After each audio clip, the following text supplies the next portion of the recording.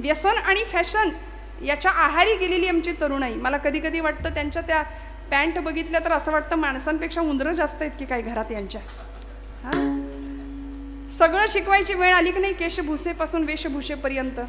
का हो, कुठे चाललो आम्ही? एक काळ असा होता, म्हणजे एखाद्याच्या घरात आपण गेलो आणि पटकन चहा आला समोर. पूर्वीच्या काळी गुळाचा चहा प्यायची पद्धत पूर्वी. आता जुनं ते सोनं म्हणून आता आम्ही तेच करतोय, आहे की नाही.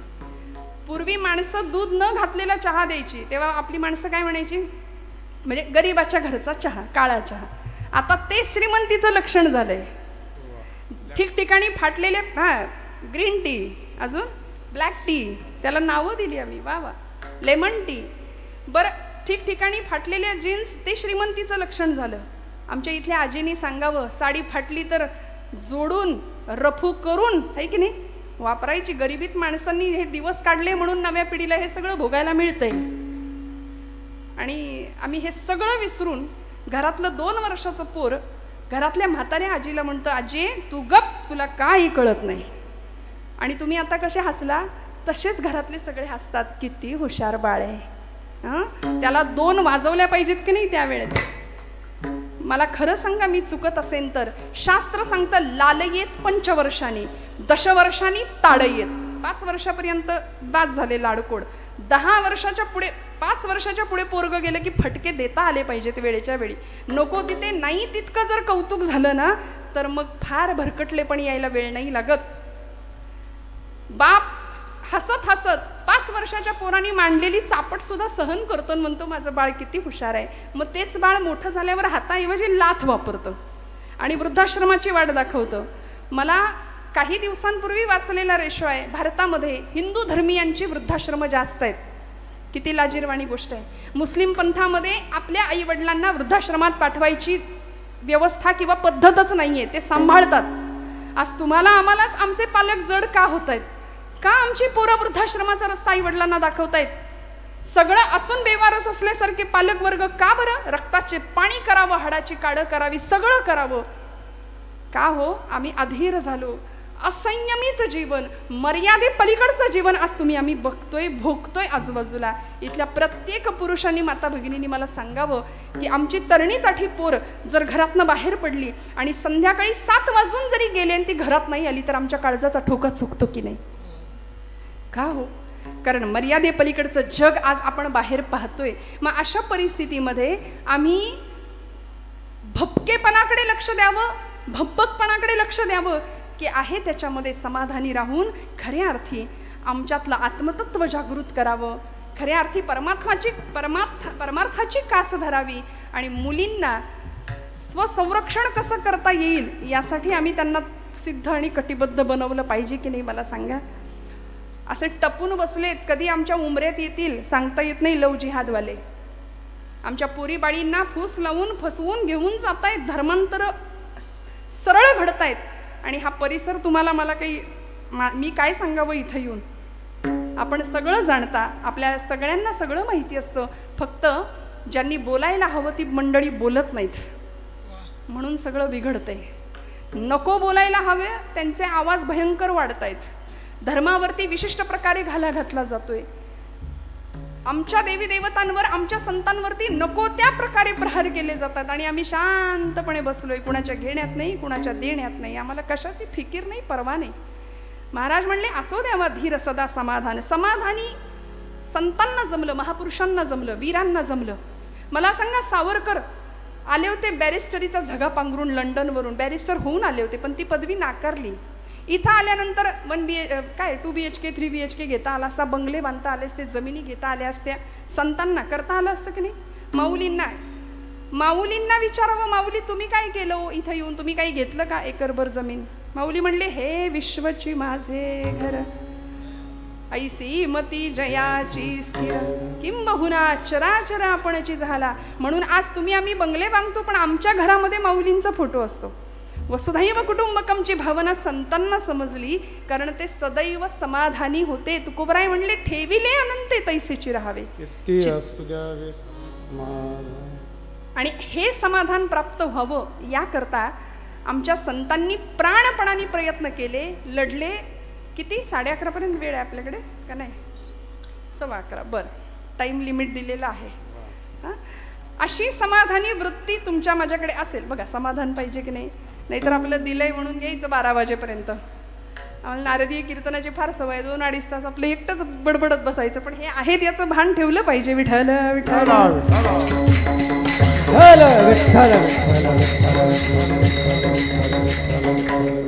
आहे नारायण जवळीचं. म्हणून बघा तुम्ही, देशभक्त असू दे, देवभक्त असू दे, या सगळ्यांनी भगवंताचं अधिष्ठान समोर ठेवलं.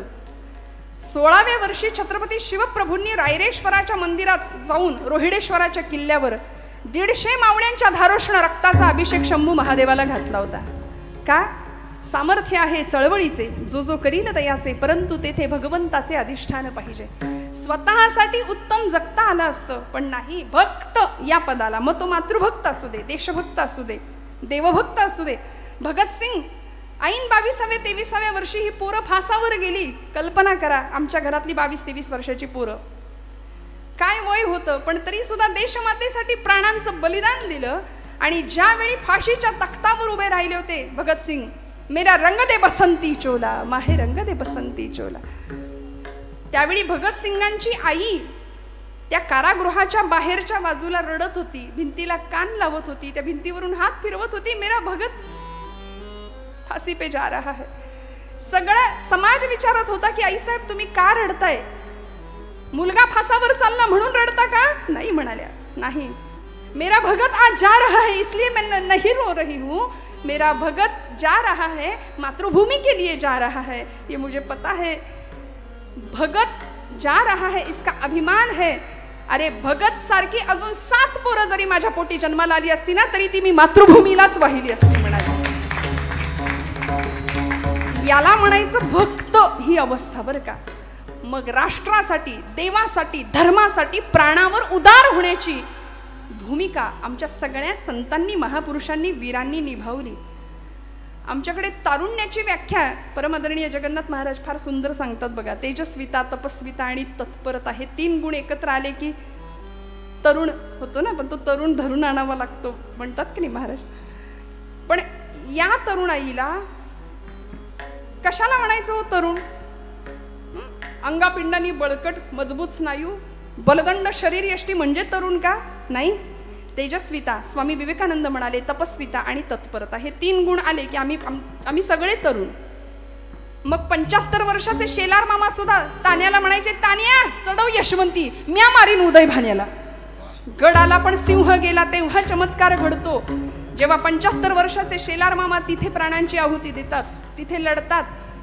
तानाजी मालुसरे प्राणांची आहुती दिली, जीवाला जीव देणारी ही सगळी मावळे मंडळी. का हो?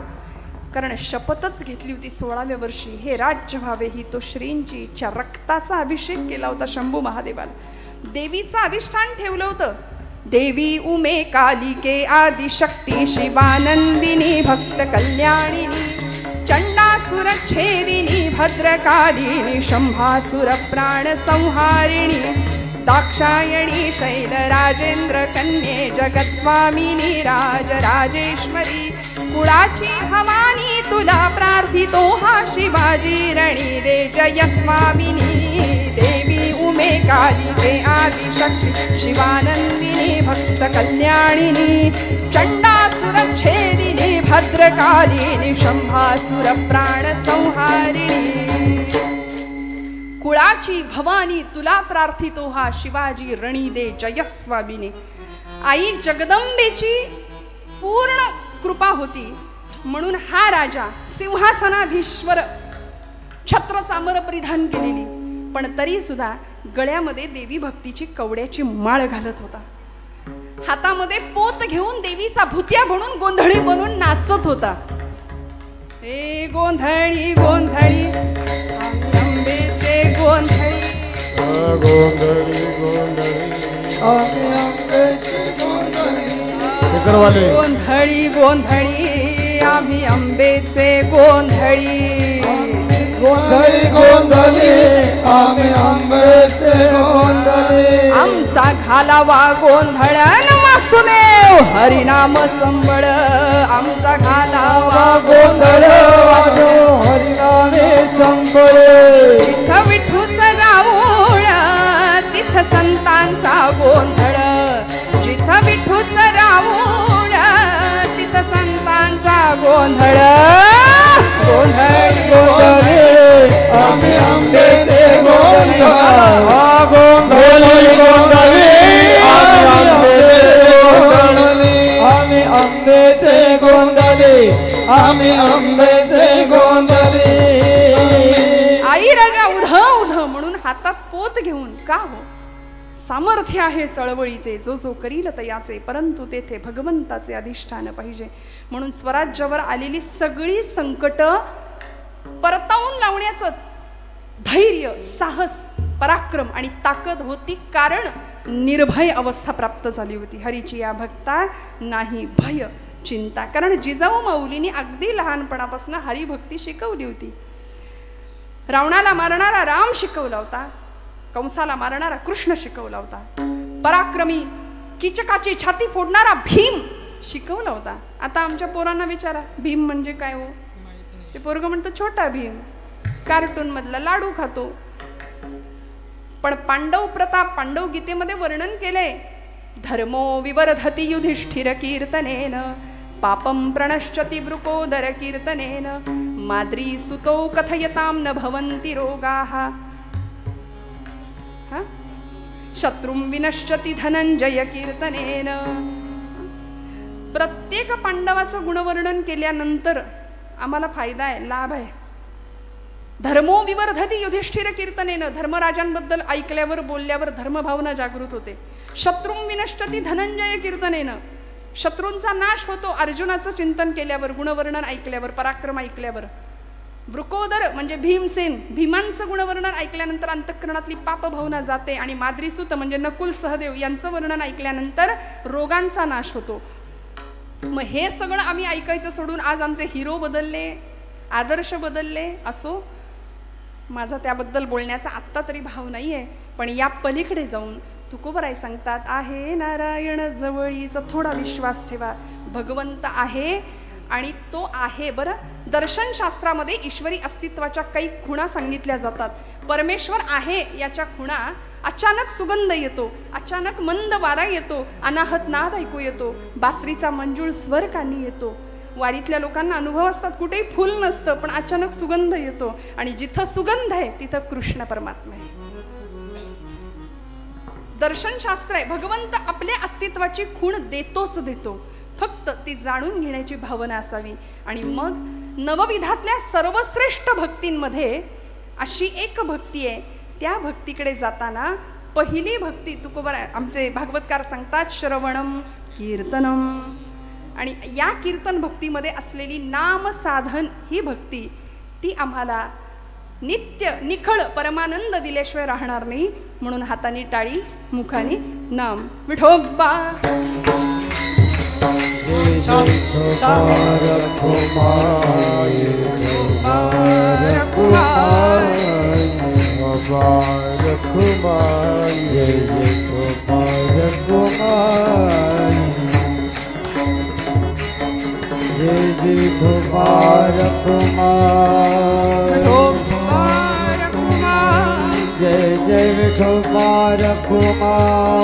जय विठोबा रखुमार जय विठोबा रखुमार जय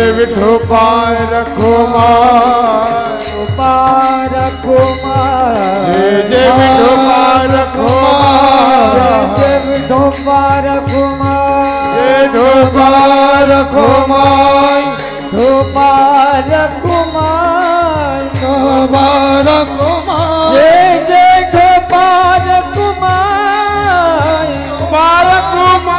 जय विठोबा रखुमार विठोबा रखुमार विठोबा रखुमार जय जय विठोबा रखुमार जय विठोबा रखुमार जय विठोबा रखुमार जय जय विठोबा रखुमार जय विठोबा रखुमार जय जय विठोबा रखुमाई विठोबा रखुमाई जय जय विठोबा रखुमाई विठोबा रखुमाई जय जय विठोबा रखुमाई विठोबा रखुमाई जय जय विठोबा रखुमाई विठोबा रखुमाई जय जय विठोबा रखुमाई विठोबा रखुमाई जय जय विठोबा रखुमाई हरि जय जय हरि जय जय हरि जय जय हरि जय जय हरि हरि हरि हरि हरि हरि जय जय हरि हरि हरि हरि हरि जय जय हरि हरि हरि हरि जय जय हरि हरि हरि हरि जय जय विठोबा रखुमाई विठोबा रखुमाई हरि जय जय हरि हरि जय जय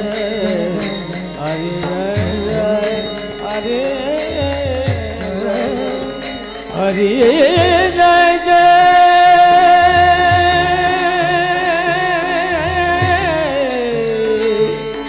जय जय जय जय जय जय विठोबा रखुमाई जय जय विठोबा रखुमाई जय जय विठोबा रखुमाई जय जय विठोबा रखुमाई जय विठोबा रखुमाई जय विठोबा रखुमाई जय जय विठोबा रखुमाई जय विठोबा रखुमाई जय जय विठोबा रखुमाई जय जय विठोबा रखुमाई जय जय विठोबा रखुमाई जय जय विठोबा रखुमाई जय जय विठोबा रखुमाई जय जय विठोबा रखुमाई जय जय विठोबा रखुमाई जय जय विठोबा रखुमाई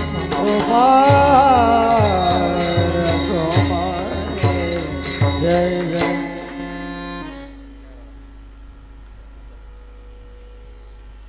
वडघरमधल्या सगळ्याच लोकांचा उत्साह, कीर्तनावरचं प्रेम आणि संतोष भाऊंचं नियोजन आयोजन सर्वच अप्रतिम आहे, यात शंका नाही. आपल्या सगळ्यांचा भाव.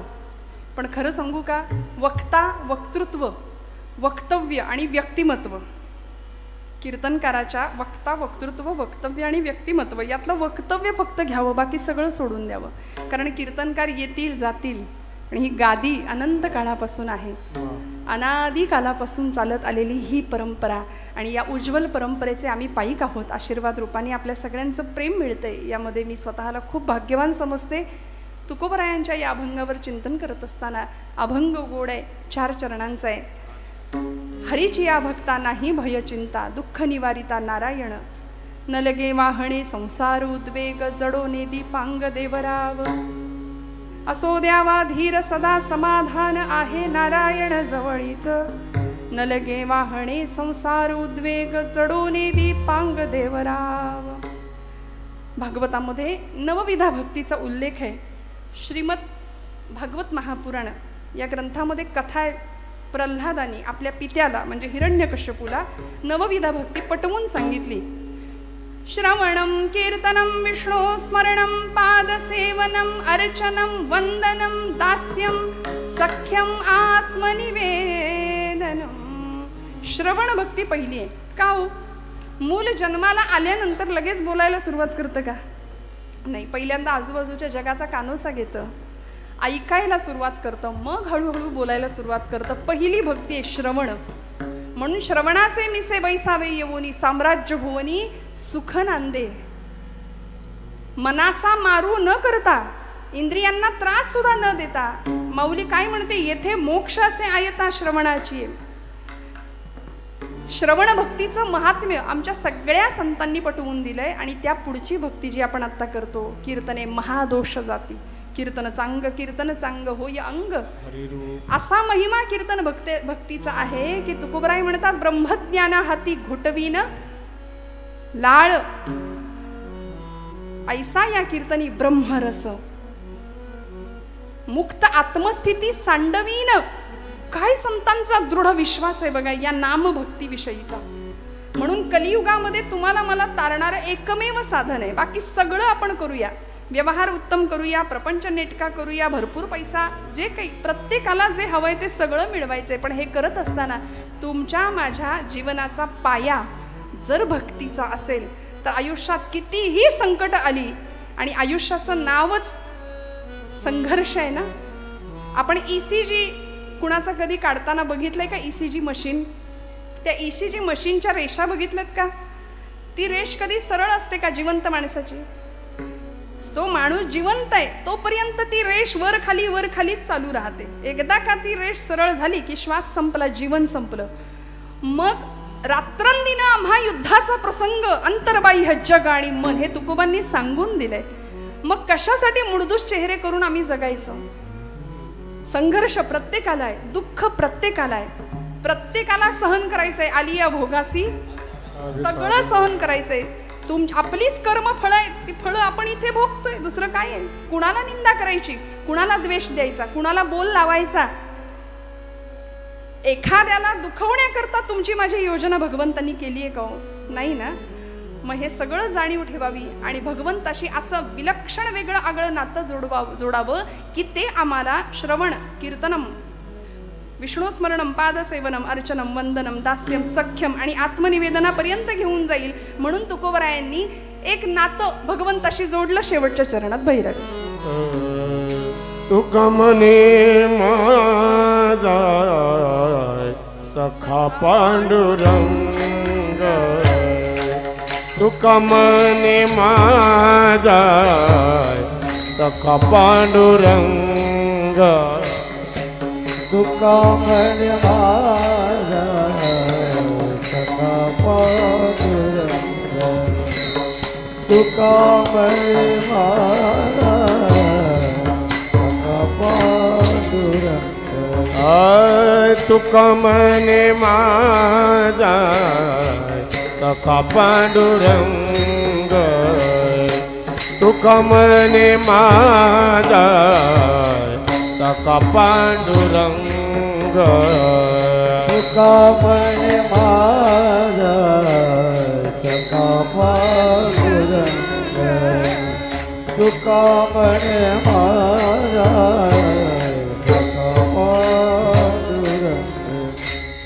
या पियेले जग, या पियेले जग, तेने के न लगे वारे, संसार उद्वेग न लगे वाहने, संसार उद्वेग. जग व्यापिये जग, येणे येते न लगे वाहने, न लगे वाहने, संसार उद्वेग. जडून दीपांग देवराव, जडून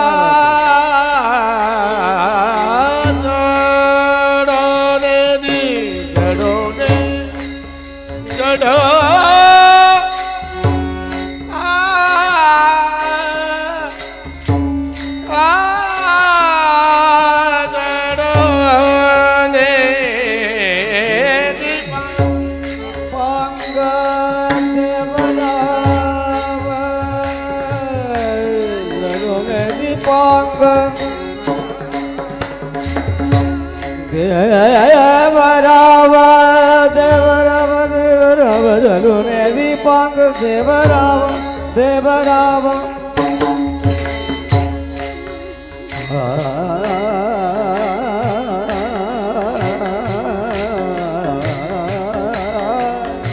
देवराव जलुने दीपांग देवराव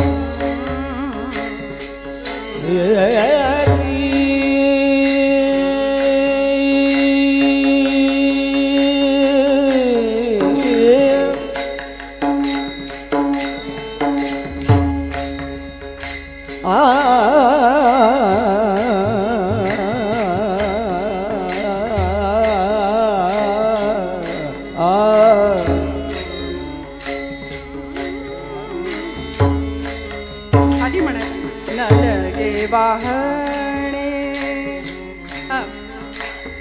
जडोले जडोले दीपांग देवराव जडोले दीपांग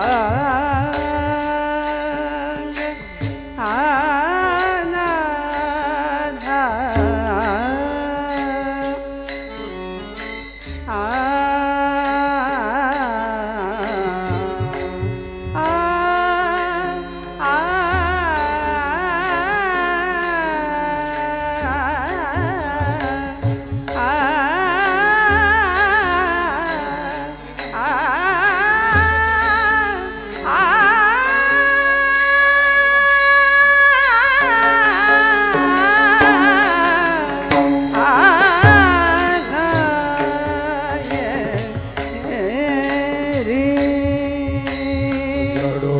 दीपांग जडोने दीपांग देवराव नलगे वाहने संसार उद्वेग नलगे वाहने संसार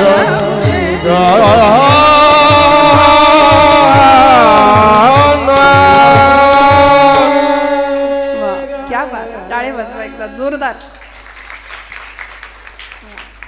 क्या बात. बरं या मंडळींना विचारलं ना राग कुठला होता नाही माहिती म्हणतात. हे इतकं विलक्षण आहे सगळ्यांचं बरं का. संतोष भाऊ सुद्धा आता गाणं शिकतायत गेल्या 2 वर्षांपासून ना मला. हो ना. त्यामुळे यंदा दिसलेत ते माईक समोर. गोरक्षनाथ महाराजांचं सुद्धा मोठेपण यातच आहे की यांना शास्त्र विचारलं त्यामागचं राग कुठला वादी संवादी काय वर्जस्वर कुठले काही माहिती नाही पण गळ्याची जात आणि भगवंतांनी दिलेला हा प्रसाद ती मंडळी ही सगळीच सुनील महाराज काय गोरक्षनाथ महाराज काय जपतायत प्राणपणाने आणि तोच भाव आहे की हा भगवंतांनी दिलेला प्रसाद आहे यामध्ये आपलं काही नाही. परमादरणीय भानुदास महाराजांचाही तोच भाव आहे. नादब्रह्माची अनेक वर्षांपासून सेवा करत आलेली ही मंडळी स्वरब्रह्माची सेवा करत असलेली ही मंडळी मनापासून झालेली सेवा सगळ्यांच्या चरणी रुजू करते. तुकोबरायांनी भगवंताशी नातं जोडलं सख्यत्वाचं जे अर्जुनाचं होतं. हो ना. भगवंताशी कुठलं तरी नातं जोडावं. द्रौपदींनी नातं जोडलं कुंती आत्यांनी नातं जोडलं. मी म्हणते नाही कुठलं नातं जोडता आलं तरी तू देव मी भक्त ऐसे करी बस. तुकोबरायांनी हेही नातं आम्हाला सांगितलंय. अद्वैती तो माझे नाही समाधान ठेवून निराळा राही मज देव भक्तपण सुखाचा सोहळा. भगवंता तू देव मी भक्त ऐसे करी. नको ब्रह्मभाव नको आत्मस्थिती मला काही नको भगवंता. तुझ्याशी नातं असं जोडू दे की जगात कुणीही प्रयत्न केला तरी ते तुटता कामा नये. त्याला भगवद्गीतेमध्ये भगवंतांनी शब्द वापरलाय ममय मांशो जीवलोके जीवभूत सनातन मनःषष्ठाणी इंद्रियाणी प्रकृती स्थानी करशती. सनातन संबंध. बस झालेली सेवा भगवंत चरणावर अर्पण करते. बोलत असताना काही वेळ वाकडं गेलं असेल तर मोठ्या अंतःकरणाने क्षमा करा. आपण सगळे ज्येष्ठ श्रेष्ठ श्रोतृवर्ग मनापासून सगळ्यांना हृदयस्थ परमात्म्याला नमस्कार करते. आजच्या कीर्तनाचे संयोजक आयोजक सगळ्यांच्या चरणी कृतज्ञताभाव व्यक्त करते आणि सेवेला विराम देते. ज्ञानेश्वरा महाराज ज्ञानेश्वर माऊली महाराज ज्ञानेश्वर माऊली. विठ्ठल जय जय विठ्ठल जय विठ्ठल जय जय जय विठ्ठल जय जय विठ्ठल जय विठ्ठल जय जय बोलिलेले गोरे वेडुआ गोरे उत्तरे करा क्षमा अपराध महाराज तुम्ही सिद्ध नाही उच्चारिला अधिकार म्या पुला करा क्षमा अपराध महाराज तुम्ही सिद्ध का म्हणे ज्ञानेश्वरा राखा पाया वेदिंकरा करा क्षमा अपराध महाराज तुम्ही सिद्ध रामकृष्ण हरी जय हरी